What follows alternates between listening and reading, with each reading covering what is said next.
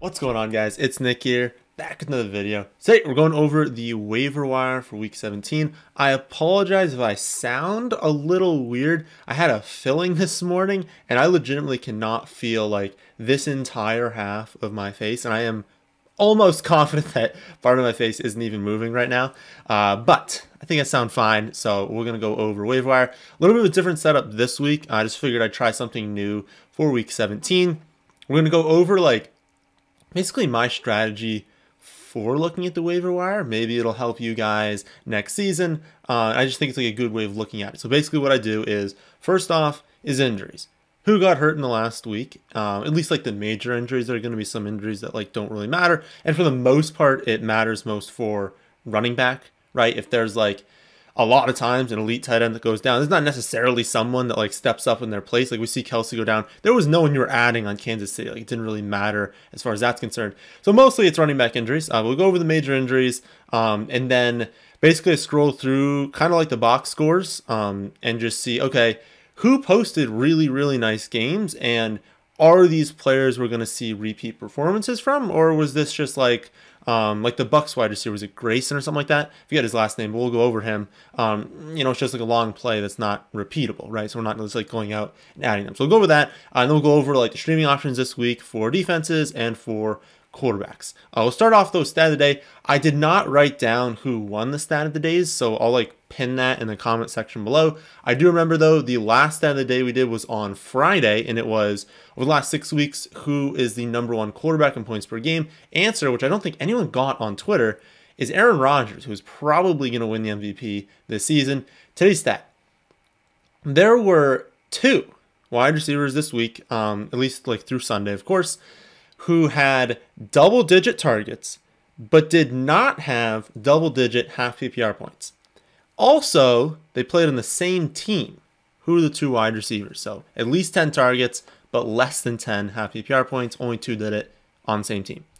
So let's go over, you guys can see on the screen here, some of the injuries. Big injuries are Miles Sanders, Jordan Howard, Clyde Edwards-Helaire, and James Robinson. So one thing I want to note, there's no just monster free agent ad this week. Last week we had a number of options of players who were stepping into full-time roles at the running back position. We don't really have that this week. We start off Miles Sanders, broken hand, Jordan Howard, stinger. It's technically possible that both play this week, but I guess I would assume that with the broken hand, Miles Sanders would be out.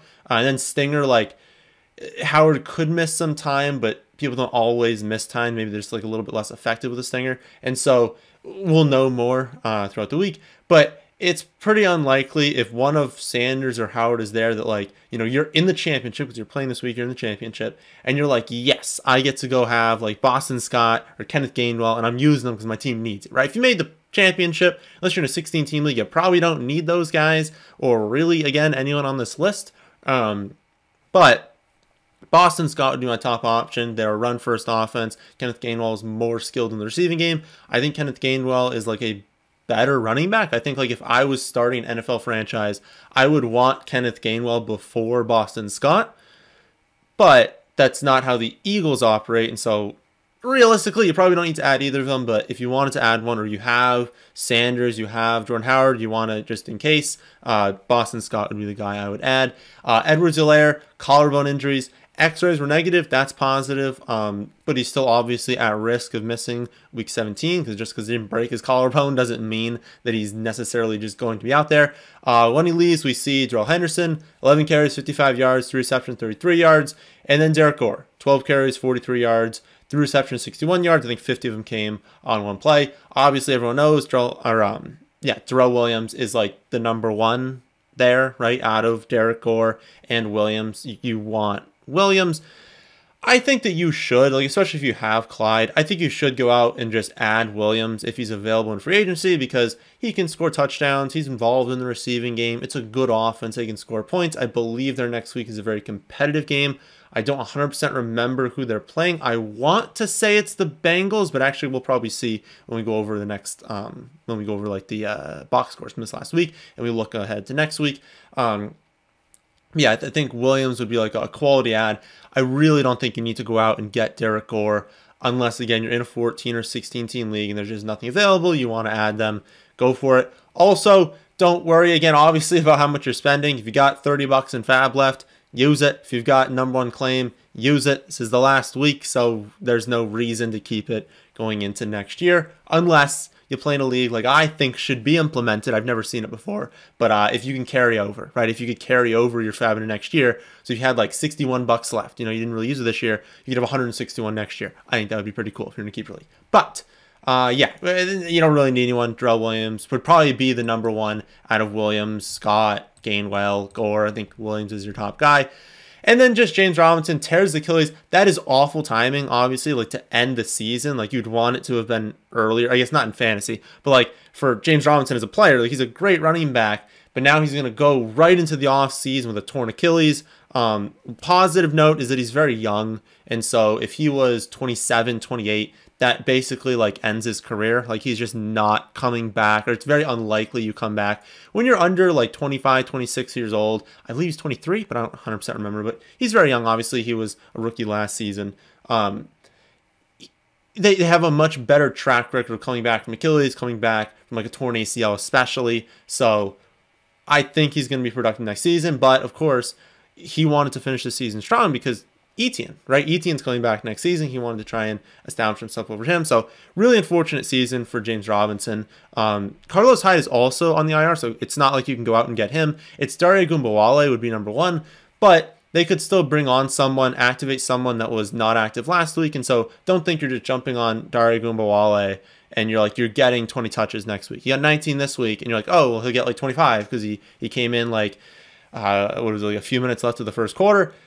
But they just didn't have other dudes activated. Like they might call someone up from the practice squad and maybe even play them over Ogunbowale. So I don't think you're doing anything as far as this situation is concerned, especially at New England. That's the matchup this week. You don't want to be playing a Jaguars backup running back, like third, fourth string running backs against the Patriots. You just don't want to be doing that. So those are the injuries. Let's scroll through the different positions, kind of look at who produced well this week.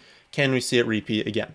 And so basically, we're looking at this column over here, roster percentage. I'm just not going to talk about the players who are like obviously Damian Harris. Yeah, he's obviously someone you should have. He's available in your league, but he's available in only, 17 or 16.5% of leagues. He's not available in your league, right? So we're not going to talk about those players. It'll just be the players that stand out. So obviously Rex Burkhead, only 24% owned. I mean, apparently Rex Burkhead is like Damian Tomlinson. Like, he looked phenomenal in that game. Like, obviously, we know what Rex Burkhead is. He is not an elite running back. But this is a one week thing, right? Like, there's only 1 week left. And so, he performed well. They are clearly going to use him. They're clearly trying to run the ball because they have no one to throw to. Don't expect this to happen again. Like, he is such an inefficient running back. Like, look at these yards per carries leading up to this week. It's like 2.2, 2.3, 3.8, 3.6, 2.6, and all of a sudden 6.8 yards per carry, right? And at San Fran, there is a very good chance next week that the 49ers are able to establish really, really long drives, really limit the total volume for Houston. And they're probably not going to drop 41, probably not going to win by 12. So everything went perfectly for Burkhead this last week. You can add him if you want to, because, like, why not if you have the extra roster spot and you just don't want to, like, lose your championship to Rex Burkhead. You just want to put him on your bench. But, yeah, I don't really think you need to be getting him. And also, it's a great matchup. The Chargers are a phenomenal matchup for running backs. 49ers, not as much. Justin Jackson, obviously, we talked about him last Friday, and there's, like, you obviously play him if Austin Eckler is out. I think Eckler is going to return next week, but it's worth noting he is sick, so this isn't like a close contact thing. Like, Eckler's actually sick, so it's like we just need to see, right? Is he gonna recover from the illness? If he does, like, obviously, like, you don't play Justin Jackson if Austin Eckler is healthy and starting. It was just that he was the backup this week. Yeah, I mean, he should be owned, right? If you have Eckler, you definitely should have gone out and grabbed and started Justin Jackson. After that, Penny's been going off. We've talked about him for a few weeks now, and basically, like, it's tough from a season-long standpoint to ever trust Penny because he never stays healthy. But when he's out there, he's good, and he looks good. He looks like a very, very good running back. He just can't stay healthy. But who cares, right? It's 1 week. We only have 1 week left, and so Penny's clearly a starting running back. They're clearly going to use him in the red zone, and he's been really, really good. I mean, he's not getting like a billion touches, but 17 carries, not going to get receptions. Like those just aren't going to be there. But 17 carries, I mean, look at these games. 137 and 2 touchdowns, 135 and a touchdown. Like he's playing the Lions next week at home, a game where if I had to guess the line, I would say Seattle by like 5. I don't know that it's going to get to 7, maybe like 5 or 6 points in favor of Seattle. Yeah, you're going to maybe be starting Penny as like a running back too. And so if he's available in what, 60, 50, 56% of leagues, I guess, you know, the majority, I guess the slight majority of leagues he's still available in, you should get him, right? So I guess of all the players we talked about now, Penny definitely #1 ad if you can go out and get him. After Penny, it's looking like Keyshawn Vaughn. That production all came on 1 carry, even with Ronald Jones not being trusted by the team, not being efficient. He had like 20 carries for 60-something yards. And we saw Vaughn rip off a long run. He still had 7 carries and 0 targets. Like he's not someone you're going out and adding at all. Again, we already talked about Agumbawale. I don't think you're going out and getting him. Derek Gore we already talked about. Boston Scott we already talked about. Terrell Williams we talked about. Peyton Barber only gets there with 8.5 points because he vultures a goal line touchdown.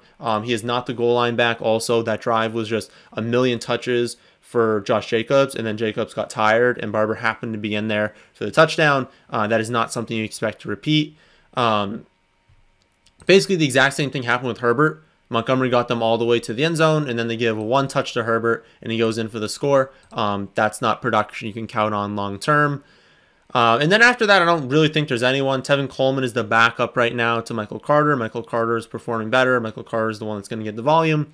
And so, yeah, that's basically it for the running back position. For wide receivers, we see the nuke dropped again. Obviously, like you're not adding T. Higgins like he's available in all your leagues. But, man, is T. Higgins going off. He has like the one game against Denver. Just doesn't happen to put it together. But look at these nukes that he's been dropping. I mean, he has been much better. And to start the season, he wasn't good. I mean, look at these 15 targets. And he only gets 62 yards. Like, he wasn't overly efficient, wasn't getting the production done. And starting in week 12, he's just gone berserk. Could it be teams were focusing more on Jamar Chase? Certainly. But he's been playing better than Jamar Chase. I don't have the numbers in front of me right now, but I believe it's higher target share. He's been more efficient. Like, he's just been better, right? Obviously, long term, we like Chase more. Chase still a rookie, but T. Higgins, really good. So, first wide receiver we'll look at, Isaiah McKenzie. Basically, what happened in that game was Bill Belichick was like, okay, Diggs is not going to catch the ball, and Knox is not going to catch the ball, or at least like as much as you can, right? You can't just shut down Stephon Diggs. He's an absolute monster. And then, of course, you see Jackson like leave the game for a little bit, and then they start going to Diggs, right? But Jackson then came back, and so that production stopped. But they were basically like beat us with Isaiah McKenzie, and then the Bills did, right? McKenzie was good. McKenzie's like a good player. That's the one thing here is we've been able to like rely on when you know McKenzie is getting work, he is talented. So this isn't some scrub going out there. Like he's a really good receiver. Can't always stay healthy. And then also just like they like Cole Beasley, right? So I mean, obviously you see his production for the year, like he wasn't doing anything because he wasn't seeing snaps. But when he gets snaps, he commands targets. He's a really good receiver. So maybe we can keep this in mind down the line. There's another player we're talking about the same thing with this, but like keep in mind that if he leaves a team, if he's clearly going to be the slot receiver for a team that's like decently high scoring, has a good quarterback, he's someone we're going to look at in fantasy because he's like talented. I don't 100% know if Cole Beasley is going to play next week. Obviously, he is not vaccinated. That is for certain.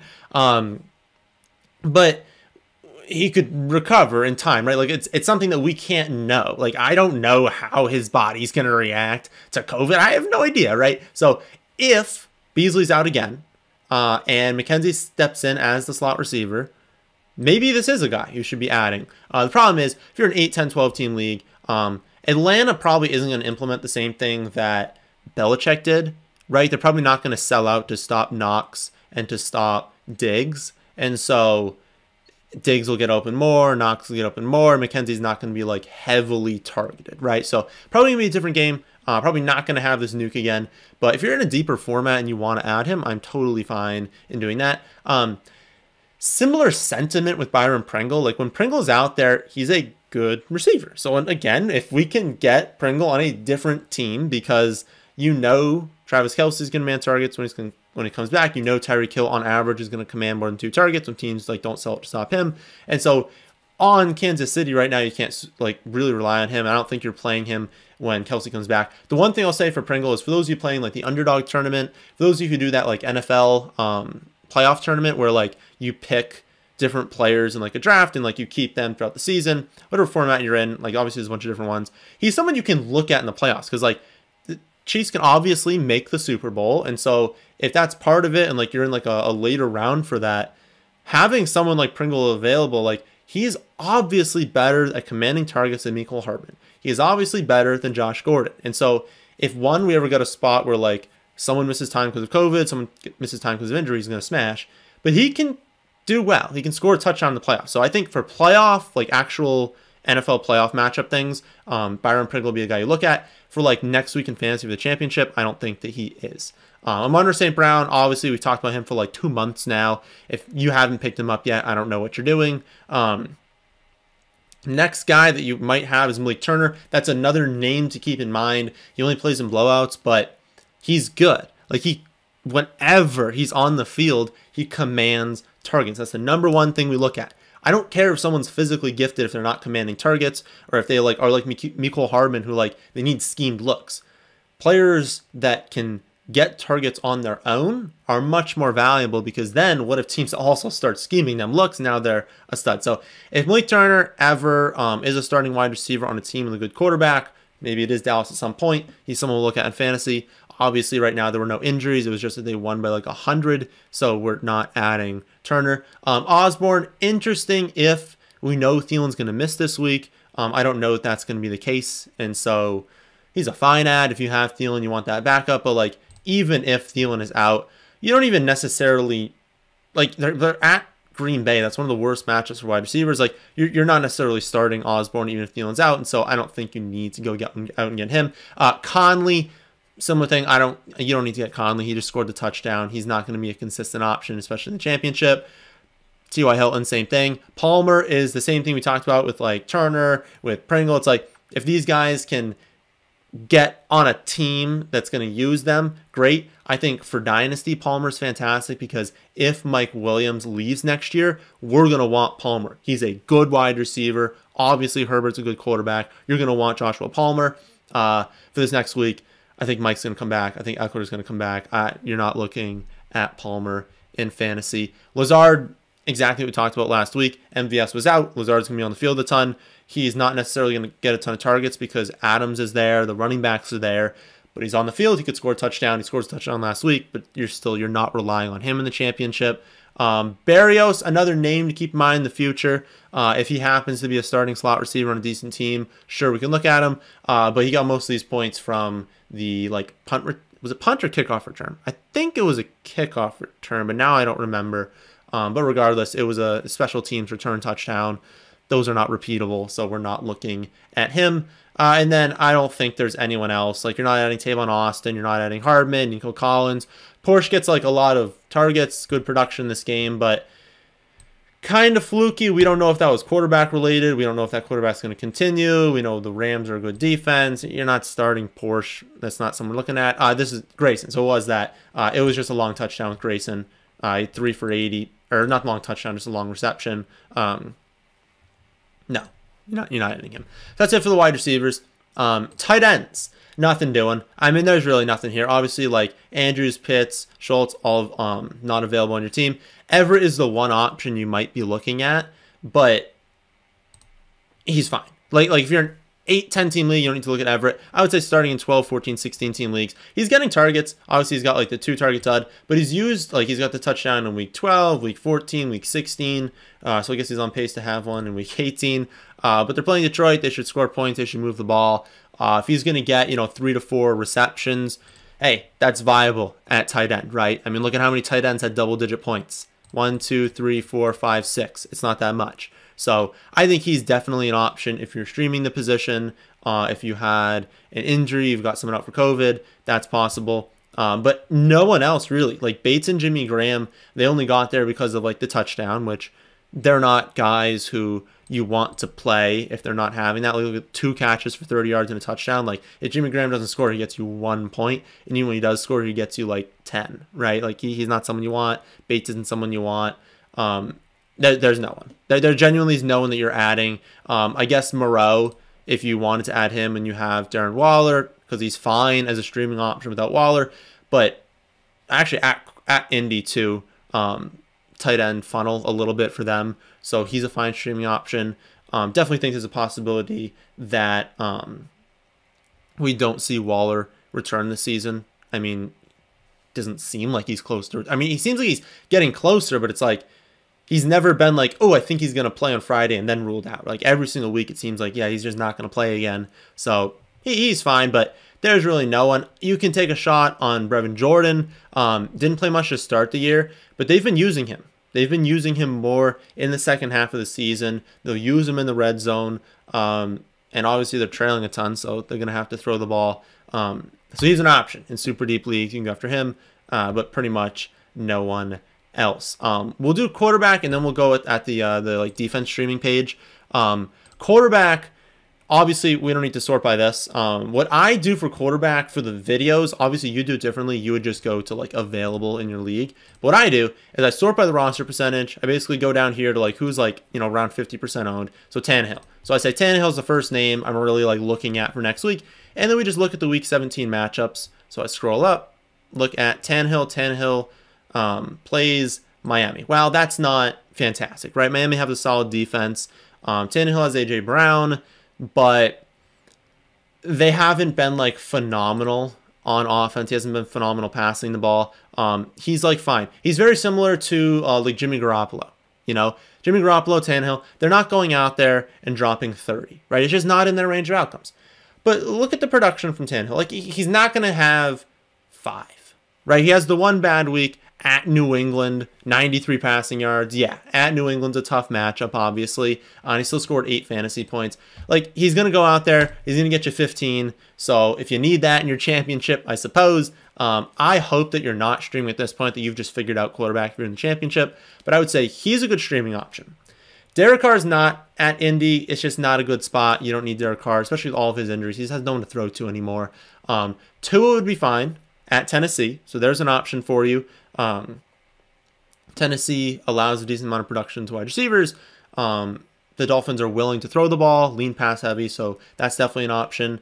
Taysom Hill, maybe if he can be activated. Carolina's a bad matchup, but he can run the ball a ton, so if he plays, that's an option. Carson Wentz is an option against the Raiders. They're not a super strong defense, despite what you saw last week against Drew Lock. Like, Drew Lock's just not good, so that was kind of why that happened. But no ceiling for Carson Wentz and a much lower floor, 7, 9, 6, 10. Like, when they're able to establish the run, they lean on that. And so definitely a risky option. I don't know that I'd look at Wentz. You're not playing Matt Ryan at Buffalo. You're not playing any of the Panthers quarterbacks at New Orleans. You're not playing Baker at Pittsburgh. You're not playing Trevor Lawrence at New England. You can look at Justin Fields. If he is activated, I probably wouldn't look at any of the other quarterbacks, only if Justin Fields plays against the Giants. You're not playing Big Ben against Cleveland. You're not playing Heineke against the Eagles. So then your final options are probably Jimmy Garoppolo against the Texans. Obviously, they could just run the ball every play, and that wouldn't be great, but he's still an option.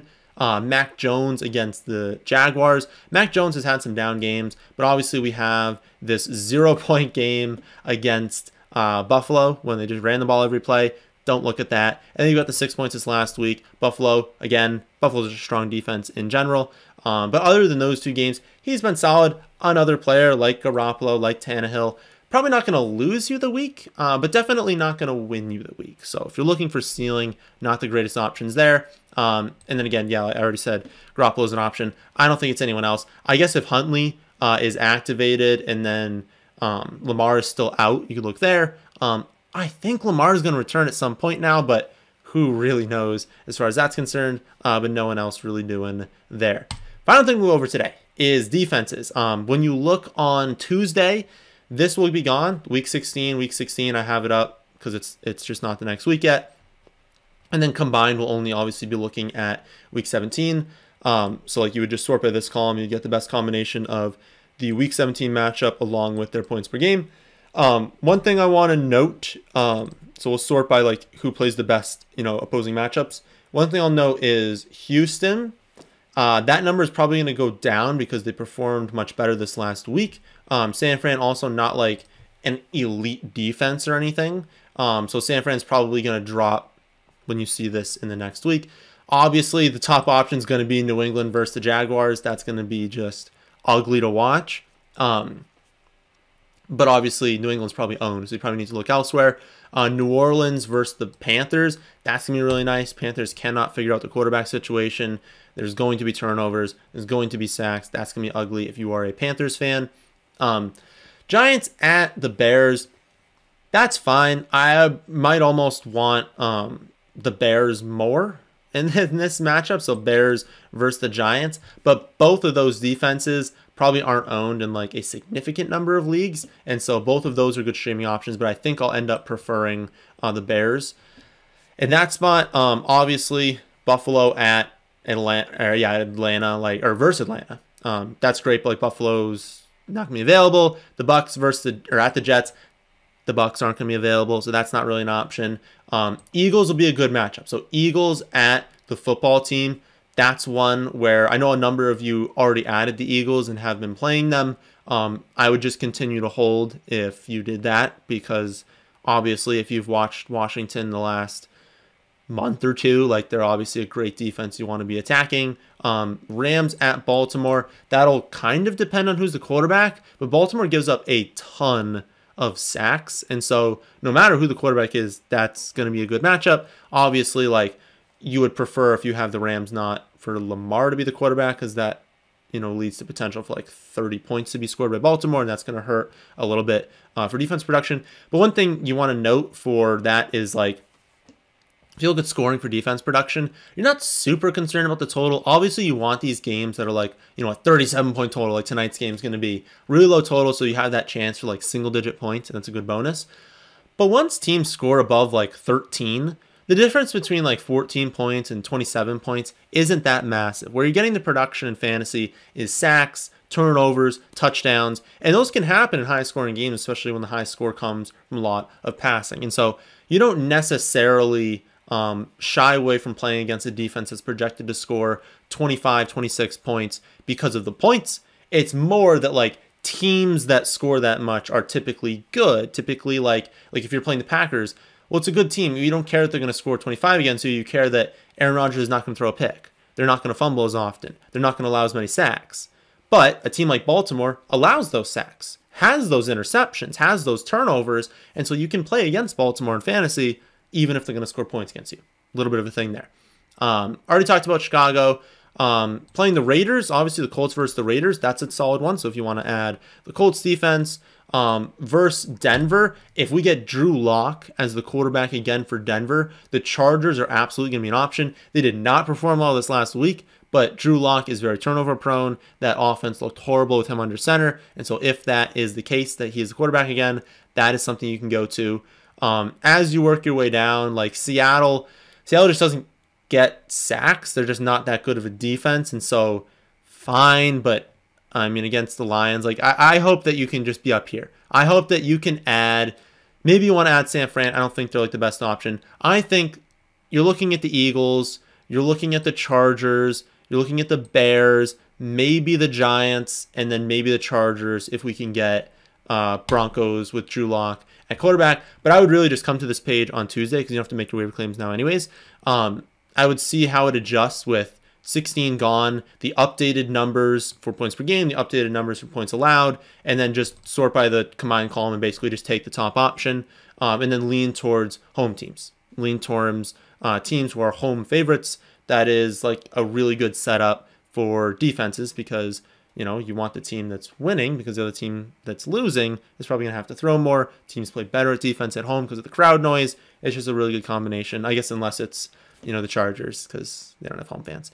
So that'll do it for this week's waiver wire video. Hope you all did enjoy. If you did, how about hitting the like button and how about subscribing to the channel if you're new here? Thanks for watching.